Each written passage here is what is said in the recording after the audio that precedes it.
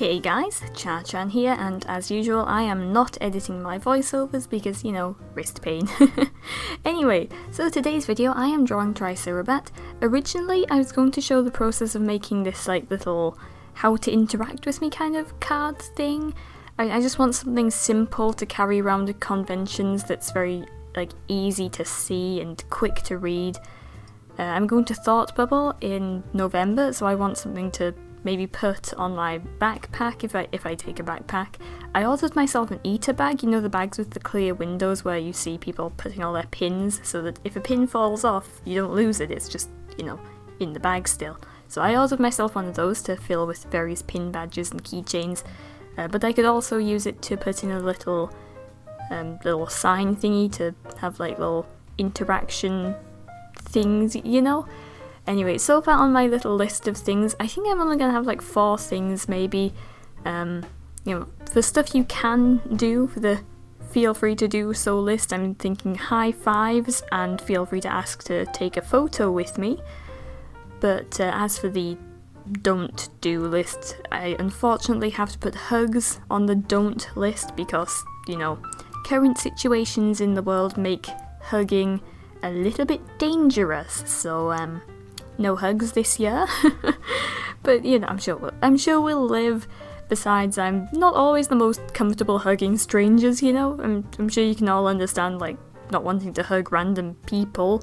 I mean, I know it's different when you're in fursuit. You see a furry and most people are like, oh look, a giant animal, I want to give it a hug. So I'm okay with it, but you know, if it was just regular cosplay, like not fursuit related, I'd be a little bit weirded out, you know.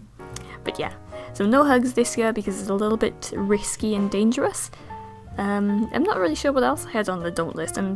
Like just don't touch my costume or me, you know, personal space kind of boundary stuff.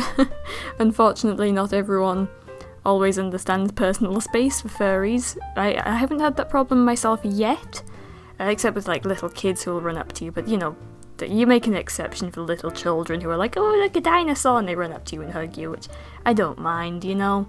You can't always stop a small child, so it's fine. But yeah, so what can I say about this artwork? Not much really, it's just a simple headshot. I used the fluffy brush that just comes with Viral Packet. I thought it would be easier to hide any of my laziness with the line art, and it kind of was. It was much more relaxed than doing like solid lines, if that makes sense. So these lines are a little bit wobbly, but it's, well, part of the brush's look, and also it just kind of suits Tricerabat. I think Tricerabat is a scruffy looking suit. That's both because I built him in a rush. He was the first suit of his kind of my, you know, new technique, and yeah, he's just not really very well made, but you know, that's part of who he is. He's a scruffy little dinosaur, and I love him. He is my main persona right now. I mean, yeah, I've got CharrChan, my mascot character, but I don't really see that as a persona. Whereas Tricerabat, I made his suit, and then I was like, oh my gosh, I love this. So Tricerabat is my persona character. Anyway, what else can I say? Oh yeah, so I drew Tricerabat wearing this cool, like, spiky choker necklace, and I do actually own one of those in real life, but I've only worn it, like, twice, 3 times, but okay, more than that, but like, to actually do things with. I tried it on when I first got it, just like, normally, like, without any fursuit on, and, like, it arrived in the post. I opened the bag, and I was like, oh cool, it's here, and then my parents were like, what's that? That looks a little bit, adult bedroom situation. So I'm like, oh no, it's not meant to be that. It's just meant to look cool, because it just looks cool, you know? But you know, it's the difference between our generations, you know. The younger people like me, I'm 21 if you want to know. People like me see it and we don't automatically think of bedroom, you know? At least I don't. You know, that's not my kind of thing. I'm giving you way too much information here. But the point is, I think it looks cool, and I can wear it in fursuit without being too uncomfortable. Not really with Tricerabat, it's a little bit tight when I wear it with Tricerabat, so probably won't be wearing it with Tricerabat other than to take photos at home, but I did discover that Jester, my Stano's mole fursuit, I can fit the collar quite comfortably over him, so probably gonna wear it to Thought Bubble maybe? I think it would look kind of cool.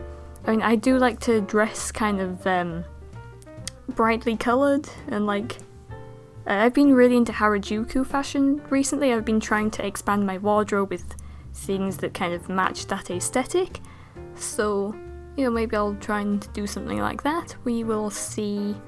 Yeah, I'm just trying to get really, like, more into fashion recently. Back when I was in college, I started learning about the different fashions and everything.